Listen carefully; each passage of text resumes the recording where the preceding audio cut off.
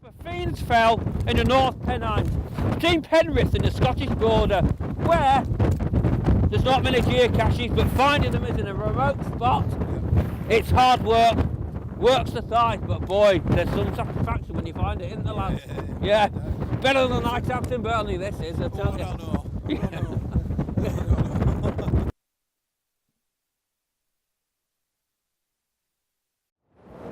what it's been out in the hills.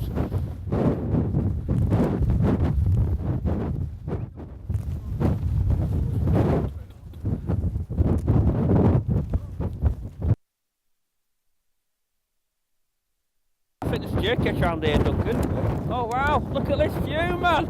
Look at this, that black fellow over there. Look at that over there. So away first, this is what's good about geocaching. Come on, Steve, stop chatting. Come on, we've got to find the cache. Look, now Duncan, what's the clue? Underneath a stone. Oh, what does it say? Oh, 10 metres, mate. Yeah. Low down, yeah, low down, yeah, low down, yeah. Low down. Steve, want you on the underneath there looking, please, mate, you know. Oh, wow, look. Yeah. This is good, this, isn't it? God, this is better than caching in Burnley, isn't it? Yeah. Yeah, we like being out on hills, we do, you see. This is what we like. Being out on hills finding things. Oh no, what's this here? Oh wow. Oh, look at this. Look, geocache this is, look. It's a hidden treasure thing where we sign the log. At first it all seems a bit strange, but you know, you get to do things and enjoy yourself. And it doesn't really matter how many you find. Like Duncan's just done 10 finds. Steve's on something like 8,000. And I'm on only about 6,000. But the main thing is about having the crack, the laugh, the find, and being in the outdoors, really. Oh, it's just bleak to say that we're near. Have we found it? Yeah? Yeah, we found it. Yeah. We better put it back though, won't we? Because we don't want anybody thinking it's anything dodgy. Some of them are really small, really small. Just like the size of Duncan's thing there, okay? And some of them are about the size of... Well, I've seen ones before where we've had rocks this size where Yeah. somebody's got a drill and put a film pot in Yeah. and then just left it upside down for Yeah. other people to find. And other ones are big, massive ammo boxes like ammunition cans. The biggest one I've ever seen is a big feed container. The ones we prefer are the big ones, because little ones are a bit... I like the variety. Yeah, I like variety of life, really. The main thing as well, you play it your own way. Some people like finding them in towns. Some people like finding them in cities. Some people like finding them on the hills. We're hill folk mainly, but we like going to events. We'll find anything really, but on what days could you come out here to North Pennines, Solway Firth, Criffle, Lake District, find something like this, made by a man probably in the 17th century, still up here, and just appreciate life.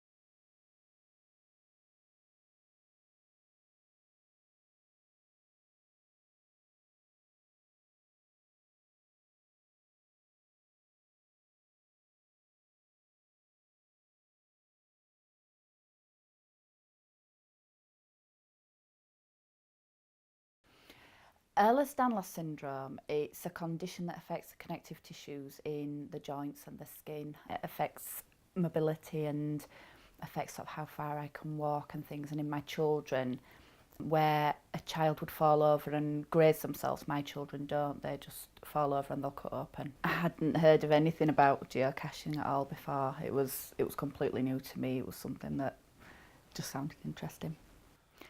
Our first find was, it was called a crafty cache.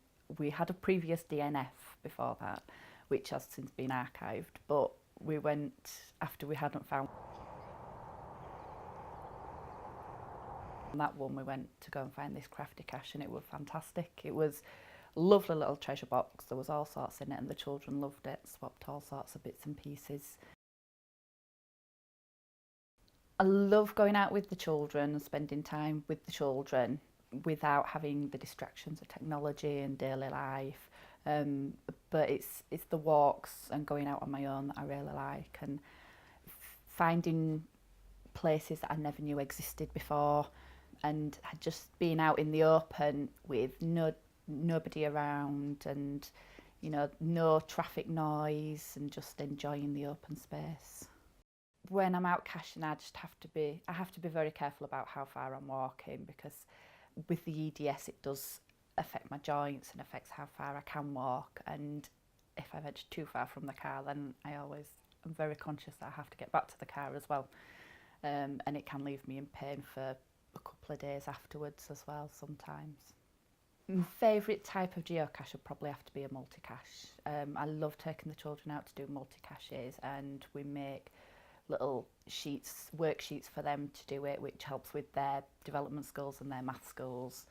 And the children really enjoy working out sort of final coordinates, and usually they're quite a good cache at the end of a multi-cache as well.